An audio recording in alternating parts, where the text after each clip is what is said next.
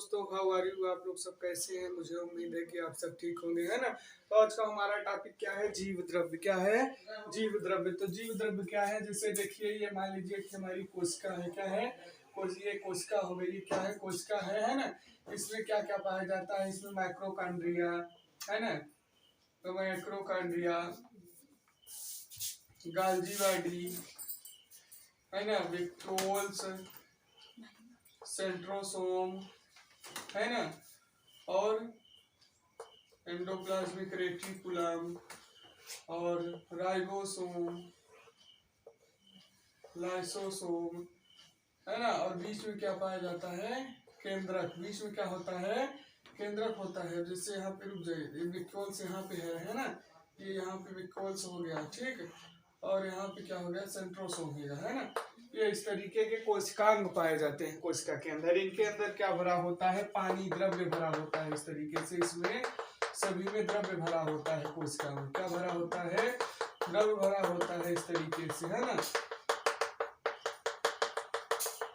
तरीके से द्रव्य भरा होता है। ये यन जो केंद्रक है हमारा, इसके अंदर भी द्रव्य भरा हुआ होता है। तो जीव द्रव्य क्या होता है?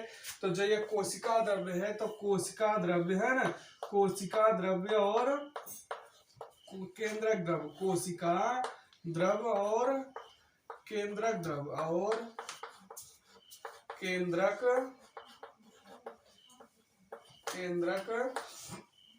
द्रव्य, है ना। दोनों को मिला के क्या होता है? जीव द्रव्य बोला जाता है। दोनों को जीव द्रव्य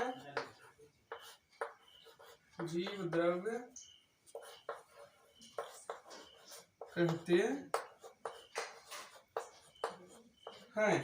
तो देखिए, कोशिका द्रव्य जो होगा, ये कोशिका द्रव्य हो गया, जो ये बाहर भरा हुआ है ना।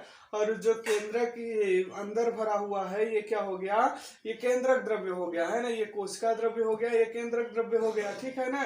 तो ये जो केंद्रक के अंदर द्रव्य भरा होता है, ये यन कोशिका, यानी यन कोशिका को क्या करता है? सूखने से बचाता है ना। इसको सूखने नहीं देता है।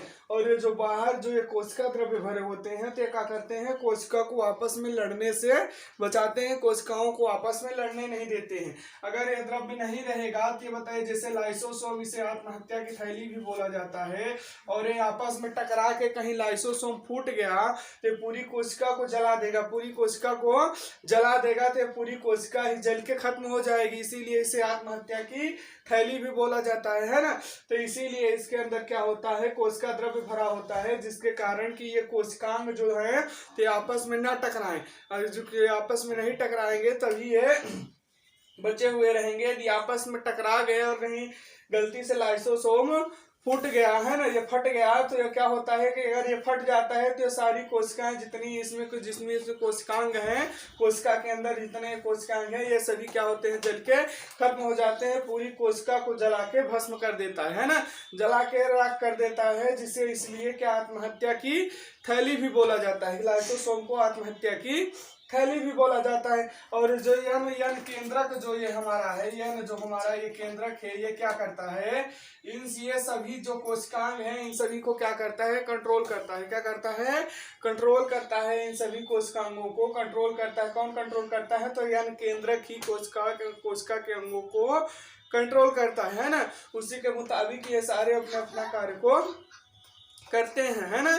उन सभी को कंट्रोल करता है। अब देखिए, कोशिका के बाहर कुछ इस प्रकार के, जैसे मान लीजिए कोशिका हो गई, है ना, ये आपकी कोशिका हो गई। कोशिका के बाहर इस तरह से एक बालनुमा संरचना भी पाई जाती है। इस तरीके से कोशिका के बाहर क्या पाई जाती है?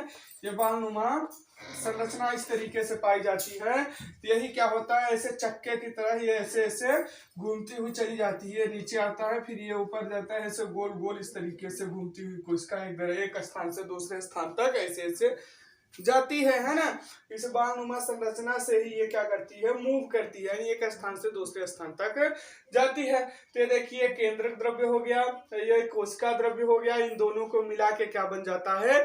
जीव द्रव्य। ये देखिए, जैसे ये हमारा क्या हुआ? केंद्रक द्रव्य हो गया। क्या हुआ? ये केंद्रक द्रव्य है। क्या है? केंद्रक द्रव। क्या है? केंद्रक द्रव है। और ये जो है, ये हमारा है, ये क्या हुआ? ये हमारा हो गया कोशिका द्रव। ये क्या हो गया?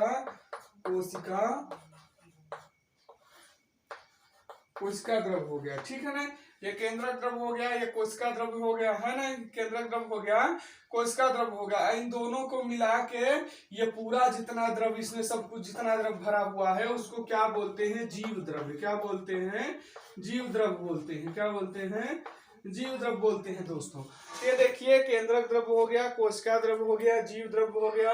और ये कोशिका कैसे मूव करती है एक स्थान से दूसरे स्थान तक, इसके बाहर क्या होता है? कोशिका के बाहर इस प्रकार से बलनुमा संरचना पाई जाती है, जिसके कारण कोशिका एक स्थान से दूसरे स्थान तक जाती है या मूव करती है ना। तो ये सब हो गया, ठीक है दोस्तों। आज का टॉपिक हमारा यहीं तक था। हमें उम्मीद है कि आपको बड़े आसानी से समझ में आ गया होगा।